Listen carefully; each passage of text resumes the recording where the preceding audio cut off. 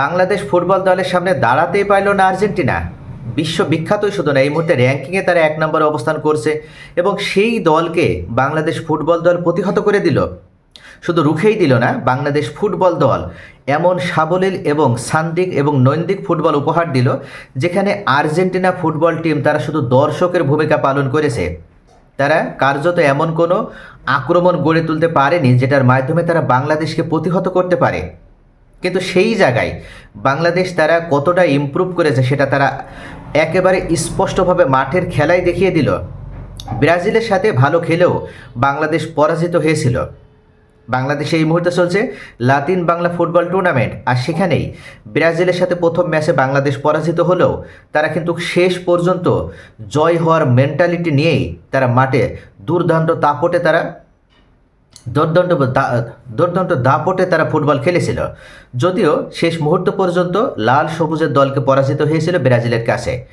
এবার লাতিন বাংলা সুপার কাপে দ্বিতীয় ম্যাচে তারা আর্জেন্টিনাকে প্রতিহত করে দিল না, একমাত্র রুখে দিল।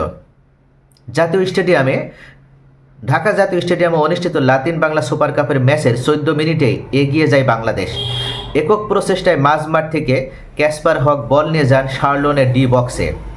পরে 1-to-1 পাস, সেখান থেকে ডি বক্সে ফাঁকায় বল পেয়ে দলকে এগিয়ে নেন মোহাম্মদ মানিক। অবশ্য 18 মিনিটে ভালো একটি আক্রমণ করেছিল অ্যাথলেটিকো শার্লনো, তবে ক্যাসপার হক বাঁচিয়ে দেন দলকে। 31 মিনিটের মাথায় আবারও গোল করেন মানিক, তবে সেটি অফসাইডে বাতিল হয়ে যায়। পরে মানিক আরও একটি সুযোগ পান ডি বক্সের মাঝেই, তবে এবার গোলবারের অনেক উপর দিয়ে মারেন।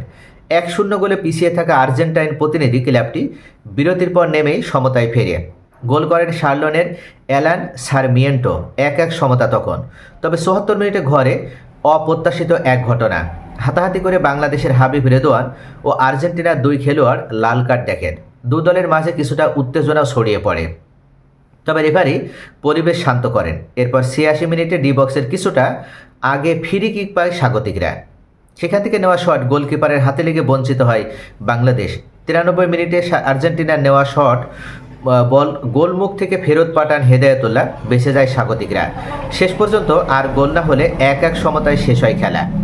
অর্থাৎ 1-1 ম্যাচটি ড্র করার মাধ্যমে বাংলাদেশ এই মুহূর্তে বিশ্ব চ্যাম্পিয়ন দলের কাছ থেকে তারা 1 পয়েন্ট ছিনিয়ে নিতে সক্ষম হলো। আর্জেন্টিনা যে অপরাজয় ছিল, তাদের সেই অপরাজয় মনোভাব এবং অপরাজয় থাকা সেই রেকর্ড অবশেষে বাংলাদেশ ভেঙে দিল। দক্ষিণ এশিয়ার ফুটবল যে অনেক উন্নতি হয়েছে, অন্তত বাংলাদেশ এই খেলার মাধ্যমে তারা সেটা প্রমাণও করে দিল। তবে 86 মিনিটে ওই বিতর্কিত ঘটনাটা আমরা কখনো দেখতে চাই না, যার পরের ম্যাচগুলোতে ঘটুক।